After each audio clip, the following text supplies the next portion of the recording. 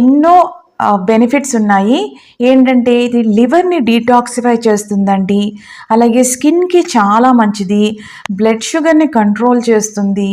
అలాగే మనకి ఇమ్యూన్ సిస్టమ్ని చాలా బూస్ట్ చేస్తుందండి. మనకి ఎప్పుడైనా నలతగా ఉన్నప్పుడు ఏమైనా వైరల్ ఇన్ఫెక్షన్స్, బ్యాక్టీరియల్ ఇన్ఫెక్షన్స్ కానీ ఒకసారి బ్లడ్లో ఇన్ఫెక్షన్స్ ఉంటాయండి.